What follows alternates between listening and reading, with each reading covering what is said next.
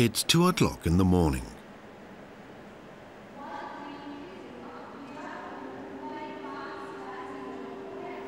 India's busiest railway station has been quiet for just 2 hours. Then the Victoria Terminus comes to life once again.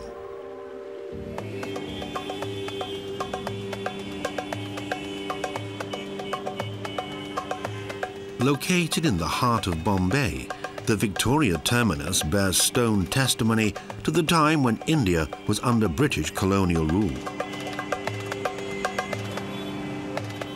Those arriving by ship could see its dome from afar. A functional building, the Victoria Terminus is one of the biggest railway stations in the world.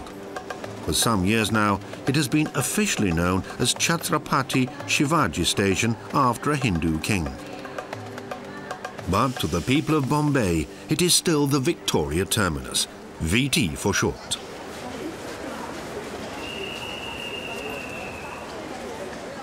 Rush hour. Every morning, commuters set out for work in the city from 62 stations in the greater Bombay area. Some 3 million passengers arrive at the Victoria Terminus every single day of the year.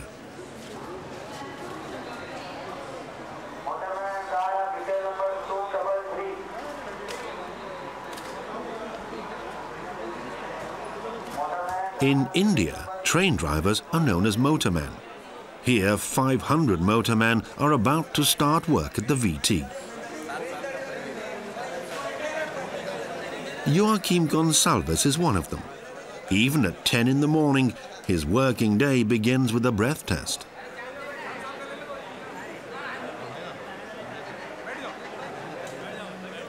Then he checks his train driver's case.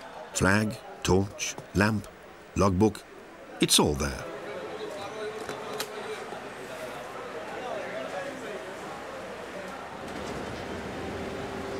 Now Joachim can start his shift.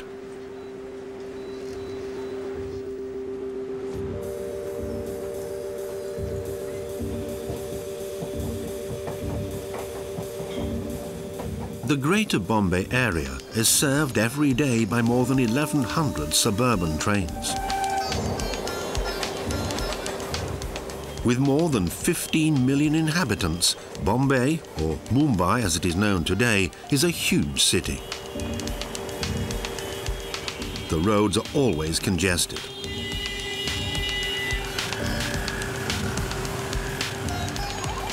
Even though they travel slowly and make repeated stops, trains are the fastest means of transport, so they're always packed.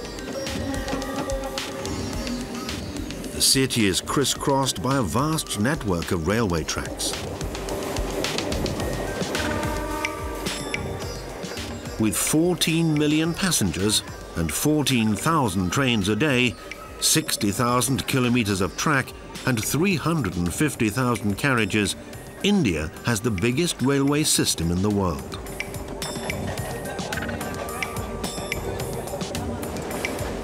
And it all began here in Bombay, where in 1853 the British had India's first railway line built. And it was from Bombay that the railway opened up the vast subcontinent. But something was missing, something that symbolized the importance of the railway and of Bombay as the commercial gateway to British India. What was missing was a building like the Victoria Terminus.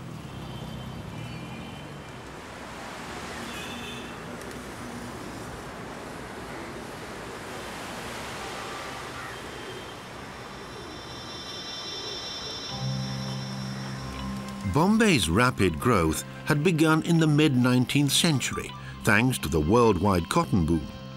The city's buildings still bear testimony to its heyday. In Europe, and especially in Britain, Gothic architecture had been rediscovered. And in Bombay too, the British created space for neo-Gothic buildings, which were intended to represent the power of the empire and at the same time provide for the effective military and civil administration of India. It was at this time that the law court, the university and the municipal administration buildings were constructed. and the outstanding example of Victorian neo-Gothic architecture in Bombay, the Victoria Terminus. Frederick William Stevens had come to India at the age of barely 20. In 1878, this gifted young architect was commissioned with the design and construction of the biggest and most important building in British India.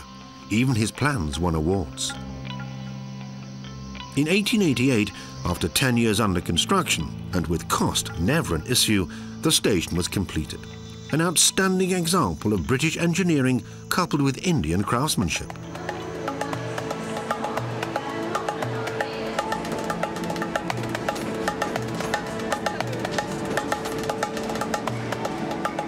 Things are now a bit quieter at the Victoria Terminus. It's lunch hour, and that's the time of day for the thousands of dabba-wallahs, Bombay's meal deliverers. In the mornings, they go round the residential areas, collecting the dabbas or containers. Each dabba holds a different meal.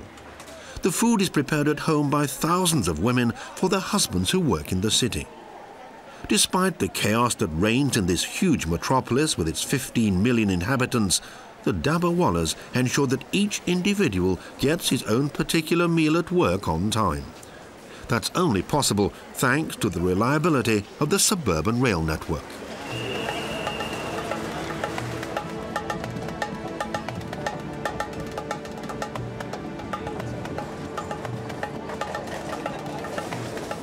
The VT was planned solely as a terminus for long-distance trains. However, in the late 1920s, it was extended, and since then has also been used by suburban trains, now more than 1,000 a day. Its covered platforms have a total length of 400 meters. Daylight filters in everywhere. The steel and glass roof construction is supported by massive pillars with wrought iron capitals. These capitals were carved by hand from white sandstone. The Star Chamber, as it's known, was the elegant waiting room for first-class passengers. Today, it houses the ticket office. At one time, only army officers were allowed to use the staircase in the main building. Today, it leads up to the railway administration offices and also to the dome. For the octagonal cupola, architect Frederick William Stevens used a rip construction technique that was new at the time.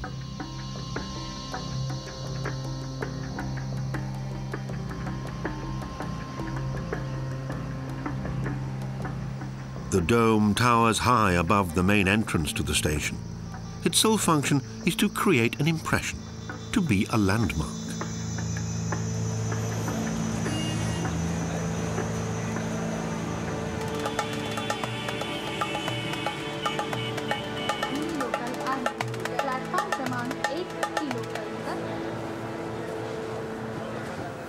Before the afternoon rush hour begins, various routine jobs have to be attended to at the VT. For instance, the parcels have to be sorted for the long-distance trains that will leave in the evening. The day's takings from outlying stations have arrived. The money is kept at the VT.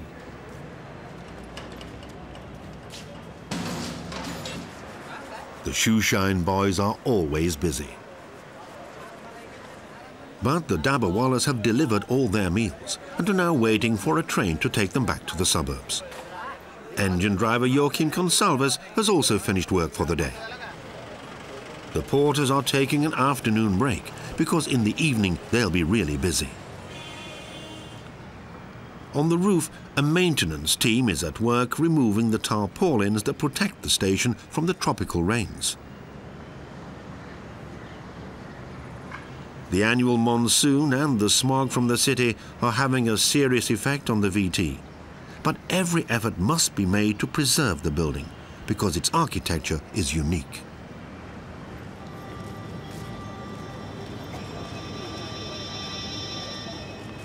Victorian Gothic buildings were also constructed in Canada and Australia. But in Bombay, a totally independent neo-Gothic style developed. one that embraces Indian architectural elements and is adapted to India's tropical climate. Thick walls, large airy spaces and deep verandas ensure that it's pleasantly cool inside the building.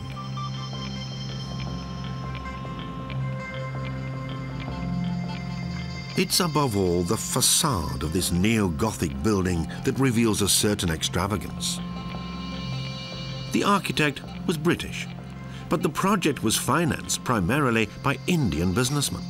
The Indian craftsmen also left their unmistakable imprint on the building. In seemingly arbitrary fashion, the symmetrical complex is broken up by oriels, buttresses without any structural function, and fabled creatures carved in stone.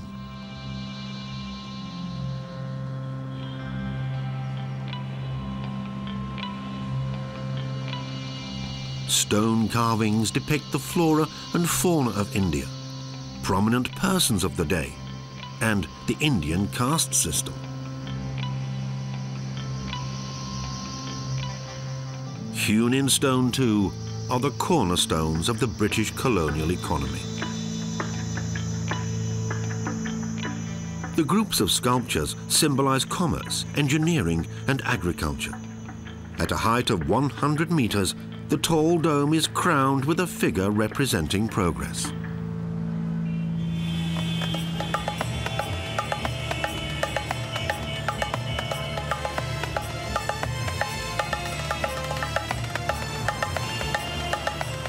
It's now late afternoon, and the stores and offices in downtown Bombay are closing.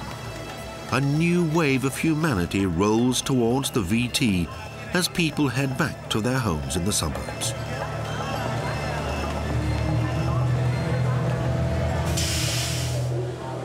Late in the evening, there's hectic activity in another wing of the station. Night trains link Bombay with the rest of the subcontinent. In the express train hall, passengers are waiting for their connections.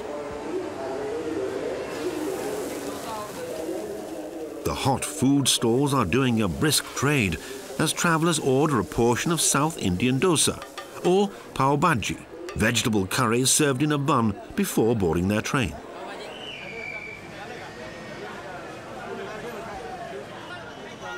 "450 porters work at the station on 2 shifts. Today, Jagdish is on the late shift. It means more work, but also more money.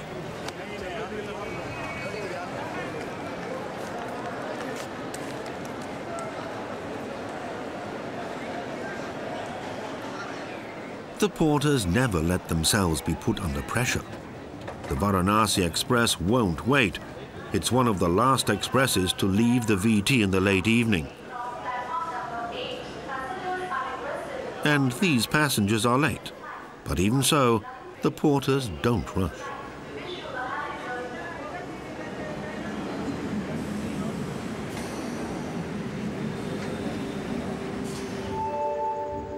Now it really is quiet at the Victoria Terminus. The last ticket office is about to close for the day.